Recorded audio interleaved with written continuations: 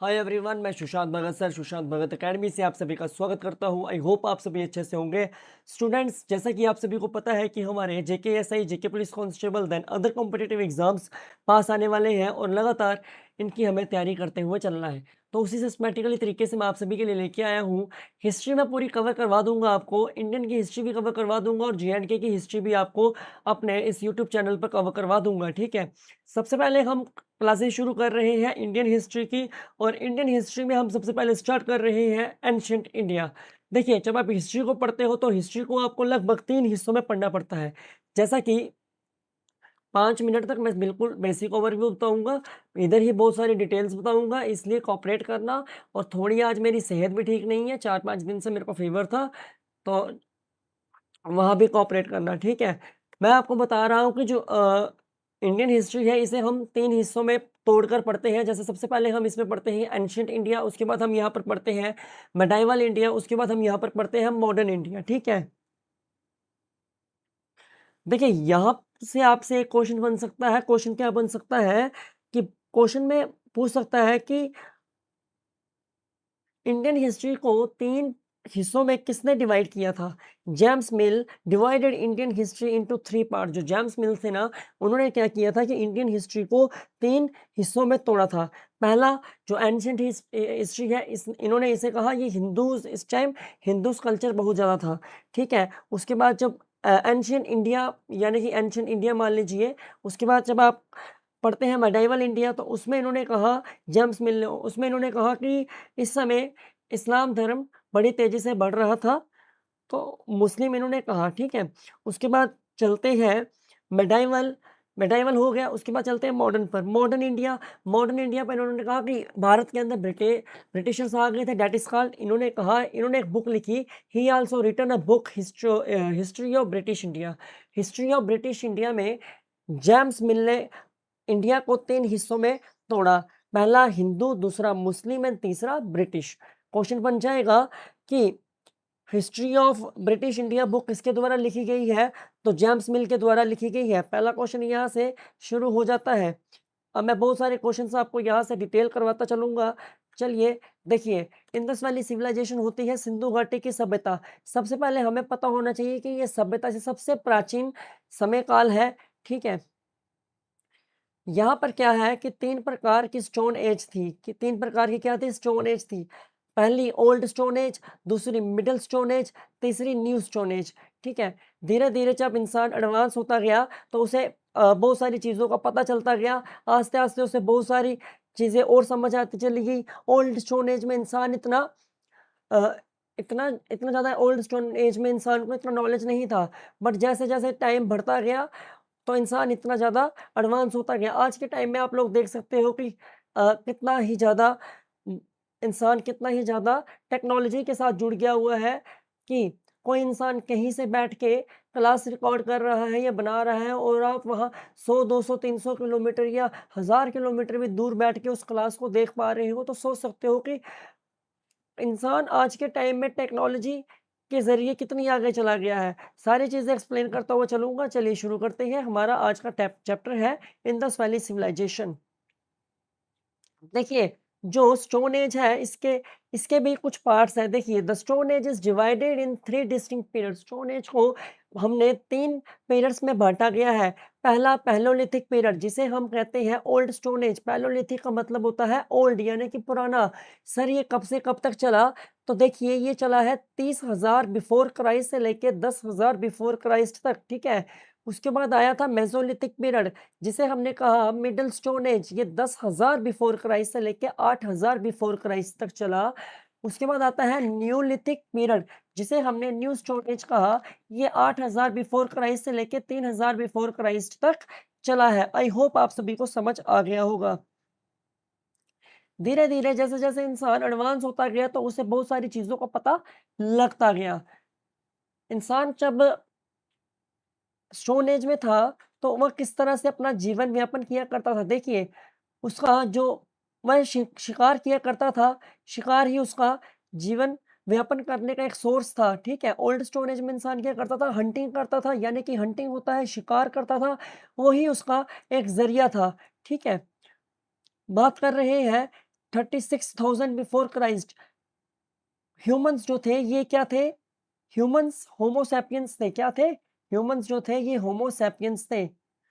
और इंसान का जो सबसे पालतू पशु था, यानी कि जो इंसान का सबसे पालतू जानवर था, या सबसे पहला जानवर था, वो कौन था? तो वो डॉग था। कई बार एग्जाम में पूछता है, एसएससी, सीएचएसएल, एमटीएस, स्टेनो, इन एग्जाम्स में कई बार आता है। ह्यूमंस आग के बारे में ओल्ड स्टोन एज में नहीं जानते थे। ह्यूमंस आग के बारे में जो इंसान थे, ये आग के बारे में न्यू स्टोन एज में तो इनको पता था, बट ओल्ड स्टोन एज में इन्हें आग के बारे में नहीं पता था। अर्ली मैन की स्टोरी आप लोगों ने सुनी होगी बचपन में, वही स्टोरी है ये। ठीक है।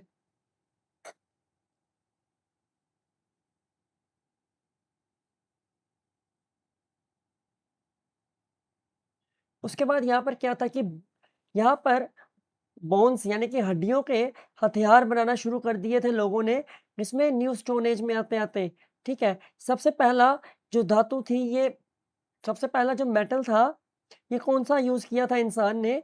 तो याद रखिए, सबसे पहला जो मेटल था, सबसे पहला जो मेटल ये जिसके हथियार बनाए थे, यानी कि जिस धातु के इंसान ने हथियार बनाए थे, तो किसके बनाए थे? देखिए क्या लिखा है, firstly the metal used in weapons was copper, मोreover human know firstly the metal named as a copper, ठीक है।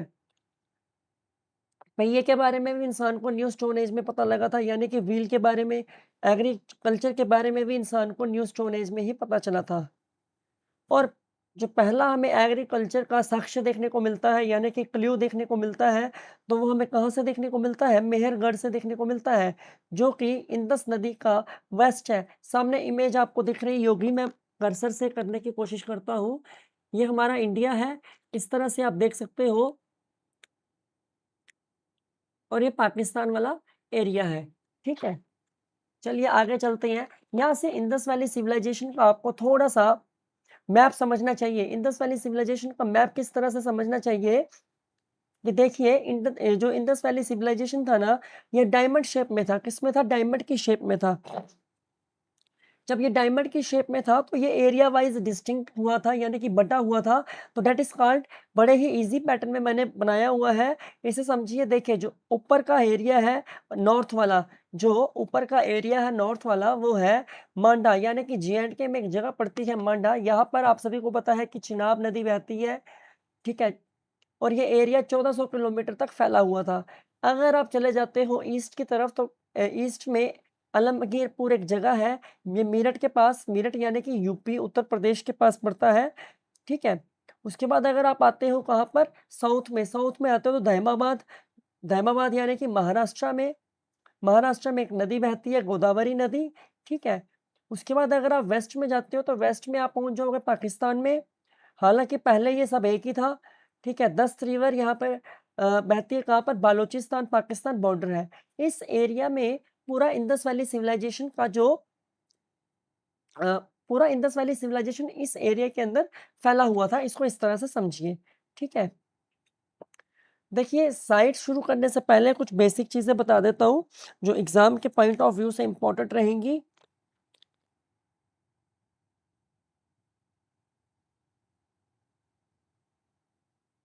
इंडस वैली सिविलाइजेशन का जो टाइम पीरियड था ना, ये 2500 बीसी से लेके 1750 बीसी तक रहा हुआ है, ठीक है। और इसे ही ब्रोंज एज के नाम से जाना जाता था। और यहाँ पर एक साइट है, कौन-सी? हड़प्पा। अब हम यहाँ पर ना कुछ साइटें देखेंगे, मोस्ट इम्पोर्टेंट है, कई बार क्वेश्चन इन साइट से देखने को मिलता है। आज का लेक्चर थोड़ा छोटा ही रखेंगे। Harappa was the first site to discover in Indus Valley civilization in 1921 by Dayaram सानी। क्या कह रहा है कि जो हड़प्पा की पहली साइट है, इसे खोजा गया था, किसके द्वारा? दयाराम सानी जी के द्वारा खोजा गया था। कब? 1921 में। कब? 1921 में।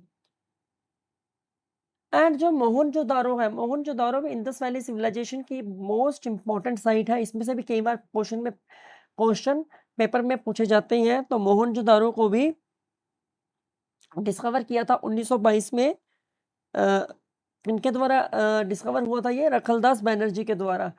देखिए, यही सामने लिखा हुआ है हड़प्पा। हड़प्पा की लोकेशन कौन सी है? मोंटगोमेरी पंजाब। ये पंजाब इंडिया वाला नहीं है, पाकिस्तान वाला पंजाब है, ठीक है। यहाँ पर रिवर रावी बहती है। ईयर 1921 है। इसके जो खनन करता है यानी कि एक्सकेवेटर है, कौन है? दयाराम सानी है। फाइंडिंग होती है, यहाँ से हमें क्या क्या चीजें देखने को मिली है। यहाँ से हमें ग्रैनरीज देखने को मिली, कॉफिन बुरेल देखने को मिले, इंपॉर्टेंट इंडस वैली सिविलाइजेशन के टाउन यहाँ से देखने को मिले। First town which is excavated and studied in details. देखिए यहाँ से हमें ना इस टाइप की चीजें देखने को मिली हैं, तो यहाँ से हमें ये चीज का अंदाजा लगता है कि उस समय भी लोग रीति रिवाज को माना करते थे। इन द सेंस कि किस तरह से माना करते थे, आप सामने देख रहे होंगे इमेज। इमेज में एक स्केलेटन पड़ा हुआ है, लेटा हुआ, ठीक है। उसके साथ यहाँ पर कोई गड़े वड़े भी रखे हुए हैं, ठीक है। तो नीचे वाला अगर आप इमेज देखोगे, नीचे वाली इमेज अगर आप लोग देखते हो, तो यहाँ भी नोटिस करना कि यहाँ भी थोड़ी बहुत चीजें पड़ी हुई हैं। तो ऐसा कहा जाता है, ये ऐसा सुनी सुनाई कहानियां हैं, ऐसा माना जाता है, क्योंकि एंशिएंट हिस्ट्री तो अपने आप में पूरी कहानी ही है ना। हिस्ट्री तो पूरी अपने आप में कहानियाँ ही हैं, ठीक है? तो देखिए, इसमें क्या है कि ऐसा उस समय लोगों का मानना होगा कि जब कोई इंसान इस दुनिया से चला जाता है, तो उसके साथ जो वह सामान यूज़ करता था, वो भी उसी को दे देते हैं। वो जहाँ जाएगा, उसे लेकर जाएगा या उसका इस्तेमाल करेगा, ठीक है? ये तो चलो मज़ाक वाली बात हो गई, ठीक है? यहाँ से इम्पोर्टेंट क्या होगा, हड़प्पा से कभी-कभी लोकेशन पूछ देता है कि हड़प्पा की लोकेशन क्या है? तो याद रखना, हड़प्पा जो इंडस वैली सिविलाइजेशन का एक शहर था, एक साइट थी। इसकी लोकेशन है मोंटगोमेरी पंजाब, और रिवर यहाँ पर रावी बहती है। इसे 1921 में खोजा गया था, यानी कि एक्सकेवेटर कौन है? दयाराम सानी है, उनके द्वारा इसे 1921 में एक्सकेवेट किया गया था। और यहाँ से हमें ग्रैनरीज क्या-क्या देखने को मिलती है, और इससे ज़्यादा कुछ भी नहीं पूछेगा, और ज़्यादा पढ़ने की ज़रूरत भी नहीं है, क्योंकि 4 महीने हमारे एग्ज़ाम को रहे हैं। जितना एग्ज़ाम ओरिएंटेड है उतना पढ़ो, फालतू पढ़ने की ज़रूरत भी नहीं है। अब देखिए, जो मोहनजोदारो है, क्या है? मोहनजोदारो। मोहनजोदारो भी इंडस वैली सिविलाइजेशन का एक बहुत बड़ा शहर था। यहाँ पर एक हमें कुछ चीज़ें यहाँ से इम्पोर्टेंट देखने को मिलेंगी। अब ये जो आप सामने देख रहे हो, ये कोई स्विमिंग पूल नहीं है, या यहाँ पर कोई राजा महाराजाओं के यहाँ पर कोई फंक्शंस वगैरह अटेंड नहीं होते थे। ये क्या है? तो ये इसको हम बोलते हैं ग्रेट बाथ। समझाता हूँ, लोकेशन कहाँ पर है? लोकेशन है इसकी सिंध में, यानी कि ये भी पाकिस्तान में है। और रिवर यहाँ पर क्या है? सिंधु नदी बहती है। कौन सी नदी बहती है? कई बार क्वेश्चन पूछता है लोकेशन से, कई बार क्वेश्चन पूछता है रिवर से, देन कई बार ईयर से पूछता है, और कई बार पूछता है कि इसकी खोज किनके द्वारा की गई थी, और कई बार पूछता है कि हमें यहाँ से देखने को क्या-क्या मिला था। ठीक है, आपको साइट दे देगा, मोहनजोदारो दे देगा, पूछ देगा आपको मोहनजोदारो से क्या-क्या देखने को मिला था। देखिए, बात करें अगर लोकेशन की मोहनजोदारो की, तो ये सिंध, पाकिस्तान के सिंध रीजन में है, यानी कि पाकिस्तान के सिंध प्रांत में है। उसके बाद यहाँ पर आप सभी को पता है रिवर जो है, रिवर सिंधु नदी बहती है, ठीक है। उसके बाद 1922 में इसके बारे में हमें पता लगा था। एक्सकेवेटर, इसके खननकर्ता कौन है? तो रखलदास बैनर्जी हैं, जैसे मैंने पहले ही बता दिया, ठीक है। हमें फाइंडिंग, यानी कि हमें यहाँ से क्या-क्या चीज़ें देखने को मिलती हैं, तो हमें यहाँ से ग्रेट बाथ देखने को मिलता है, the biggest bath, biggest bathing ghat. इसको इस तरह से याद रखिए कि जब कोई फंक्शन हुआ करता होगा, कोई रिचुअल्स परफॉर्म करने आया करते होंगे लोग, तो यहाँ पर बैठ के स्नान वगैरह किया करते होंगे, इस तरह का हुआ करता होगा, ठीक है। ग्रेट ग्रेनरीज हमें यहाँ से देखने को मिली। यहाँ से हमें नृत्य करती हुई लड़की की मूर्ति देखने को मिली है। दाढ़ी वाले बाबा देखने को मिले हैं, जिसे हम बोलते हैं बियर्ड मैन। टेराकोटा टॉयज देखने को मिले हैं। बुल सील देखने को मिली है, ठीक है। 3 cylindrically seal of the Mesopotamia types, a piece of woven cloth. देखिए, हिंदी में समझाता हूँ। दाढ़ी वाला आदमी आपको यहाँ से देखने को मिलेगा। टेराकोटा के खिलौने आपको यहाँ से देखने को मिलते हैं, ठीक है। पशुपति सील्स और मेसोपोटामिया प्रकार के 3 बेलन आकार सील बने हुए कपड़े का एक टुकड़ा। देखिए, मैं पूरा समझाता हूँ आपको ब्रीफली। जब यहाँ पर पशुपति सील्स आया, तो इन द सेंस कि सोच सकते हो आप कि यहाँ पर उस समय लोग भगवानों की पूजा करते थे। पर इंडस वैली सिविलाइजेशन के बारे में जब हम डिटेल स्टडी करते हैं ना, तो यहाँ पर सीधा-सीधा लिखा हुआ है कि यहाँ पर हमें कोई भी मंदिर वगैरह देखने को नहीं मिले थे। और जो मेसोपोटामिया है ना, तो मेसोपोटामिया कि जो हमें क्या देखने मैं एक बार दोबारा पढ़ता हूँ। 3 cylindrical seals of the Mesopotamia type. देखिए, जो इंडस वैली सिविलाइजेशन के लोग थे, ये मेसोपोटामिया के लोगों के साथ व्यापार किया करते थे। ठीक है, क्या किया करते थे? व्यापार किया करते थे, तभी हमें ये चीज़ें देखने को मिली है। जब वो लोग वहाँ से इधर आते होंगे, इंडस वैली सिविलाइजेशन के लोग उधर जाते होंगे, तो कुछ चीज़ें हमें जब हमने इसकी खोज वगैरह की, खननकर्ताओं को इनके बारे में पता चला।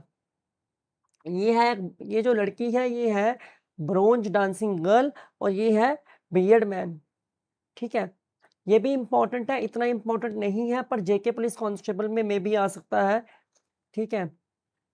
लोकेशन क्या है? लोकेशन इसकी है ये भी पाकिस्तान के सिंध प्रांत में है। रिवर यहाँ पर सिंधु नदी बहती है। 1934 में इसे एक्सकेवेट किया गया था किनके द्वारा? गोपाल मजुमदार के द्वारा। और यहाँ से क्या-क्या चीज़ें देखने को मिलती हैं? तो यहाँ से हमें ब्रेड मेकिंग फैक्ट्री देखने को मिलती है, ठीक है?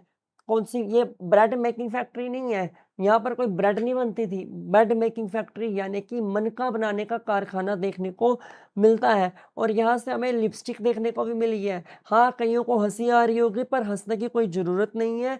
यहाँ से लिपस्टिक देखने को मिली है। उस समय भी लोग अपने आप को अपना श्रृंगार वगैरह किया करते होंगे, अपने आप को सुंदर दिखने के लिए मेकअप वगैरह लड़कियाँ किया करती होंगी, ठीक है?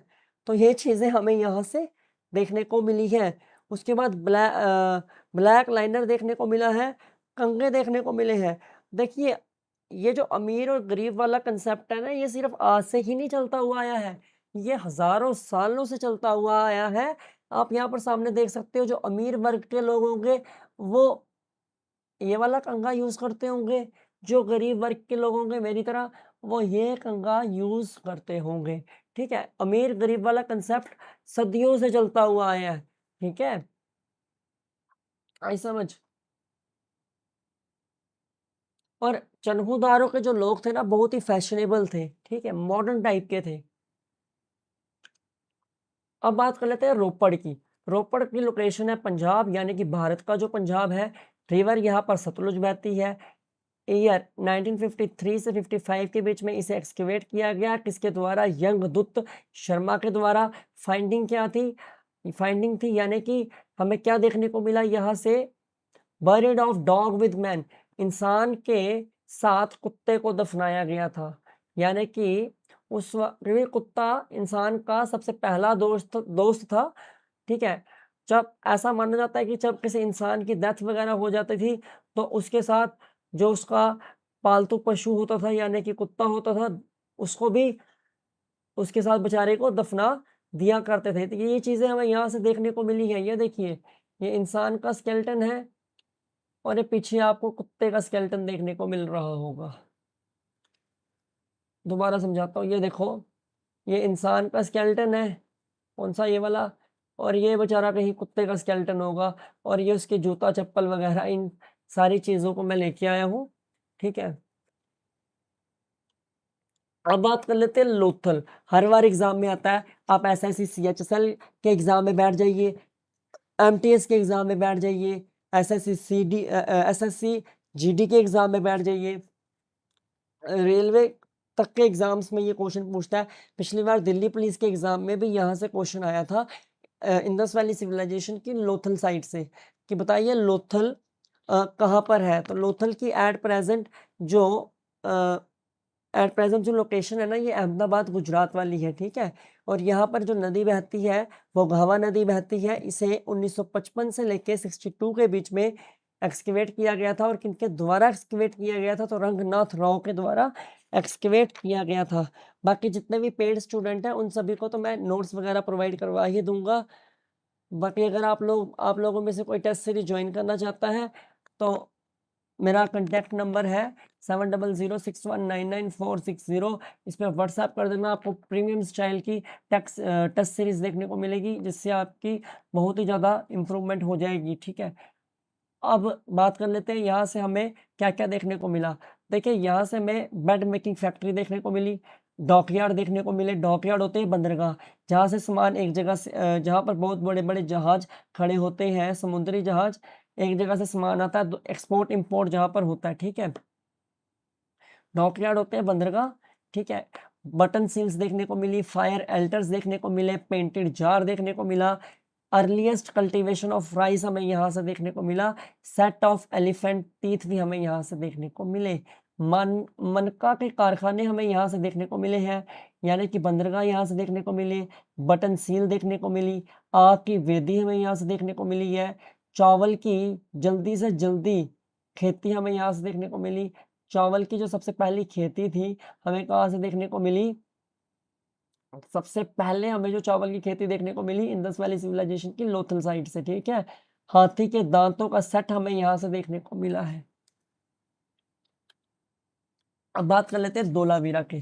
धोलावीरा की लोकेशन है गुजरात के कुछ इलाके में, गुजरात का जो कच्छ का इलाका है वहां पर धोलावीरा की लोकेशन है, ठीक है। आई होप आप सभी को समझ आ गया होगा।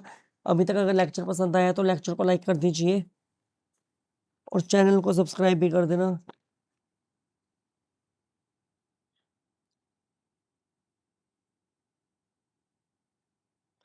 हाँ, मैं कहाँ पहुंचा था।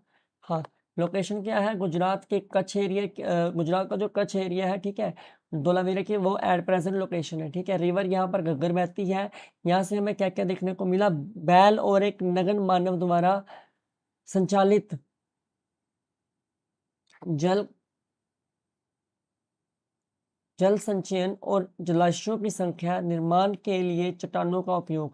समझाता हूँ दोबारा हिंदी में। One law can driven with nude human, ठीक है। वाटर हार्वेस्टिंग सिस्टम हमें यहाँ से देखने को मिला। नंबर ऑफ रेजर्वायर्स हमें यहाँ से देखने को मिले। Use of rocks for construction. देखिए आज से हजारों करोड़ों साल पहले भी लोग, इंडस वैली सिविलाइजेशन के लोगों का जो ड्रेनेज सिस्टम था, ऐसा माना जाता है कि बहुत ही ज़्यादा वेल स्ट्रक्चर था, बहुत ही सही इनका ड्रेनेज सिस्टम था, ठीक है। और हर किसी के घर के बाहर एक कुआं होता था, ठीक है। अब आ जाते हैं कालीबंगा, यानी कि हमें नाम से ही पता लग रहा है कि बंगा इन द सेंस की चूड़ियां, ठीक है। लोकेशन क्या है, श्री गंगानगर, कहाँ पर है, राजस्थान में। रिवर कौन सी बहती है, घग्गर। ईयर 1961 यानी कि 1961। एक्सकेवेट किसके द्वारा हुआ, तो दो व्यक्तियों का नाम है, ब्रिजबासी लाल एंड बालकृष्ण थापर, ठीक है। यहाँ से हमें क्या देखने को मिलता है, तो यहाँ से हमें बुनी हुई चूड़ियां देखने को मिलती हैं, ठीक है। फायर अल्टर्स हमें यहाँ से देखने को मिलते हैं। शिवलिंगम हमें यहाँ से देखने को मिलता है। तो ऐसा मानना चाहता है कि उस समय शिव भगवान की पूजा भी हुआ करती थी, या हिंदू धर्म उस समय भी कहीं ना कहीं लाई करता था, ठीक है।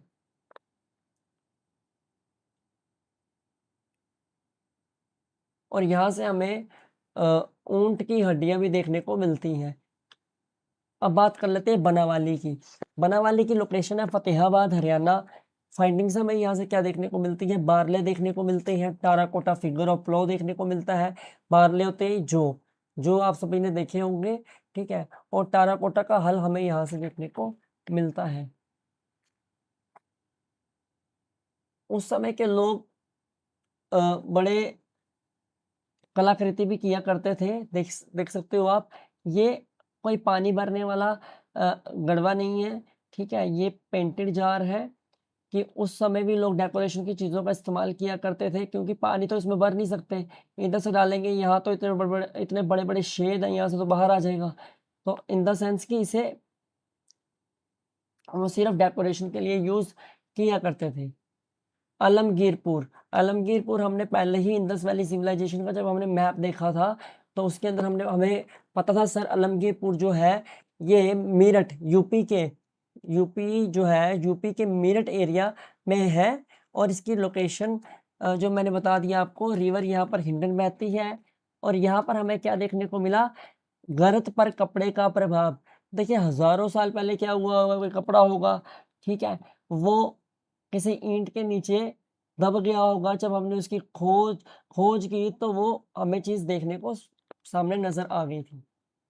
तो ये कुछ इंडस वैली सिविलाइजेशन का मैप था, जो कि मैंने बहुत ही अच्छे तरीके से जल्दी-जल्दी लेक्चर कवर किया कि ज़्यादा टाइम ना वेस्ट होए। अब यहाँ से कुछ क्वेश्चंस देख लेते हैं, जो आपके एग्ज़ाम्स के पॉइंट ऑफ व्यू से मोस्ट इम्पोर्टेंट है। क्वेश्चंस क्या है, क्वेश्चंस देखिए। जो मोस्ट पॉपुलेटेड साइट थी इंडस वैली सिविलाइजेशन की, यानी कि जहाँ पर सबसे ज़्यादा लोग रहा करते थे, तो वो क्या थी? वो थी दाइमाबाद महाराष्ट्र वाली। कौन सी? दाइमाबाद महाराष्ट्र वाली। जो मोस्ट मॉडर्न साइट थी, जो बहुत ही मॉडर्न साइट थी इंडस वैली सिविलाइजेशन की, कौन सी थी? मोहनजोदारो वाली। और जहाँ पर सबसे ज़्यादा हमने एक्सकेवेशंस किए हैं, वो कौन सी साइट थी? वो राखी गढ़ी, हिसार, हरियाणा वाली। उसके बाद जो लार्जेस्ट साइट है इंडस वैली सिविलाइजेशन की, वो मोहनजोदारो है। इसे गोल कर पी जाओ, जैसे तैसे करके इसको रट लो, ठीक है।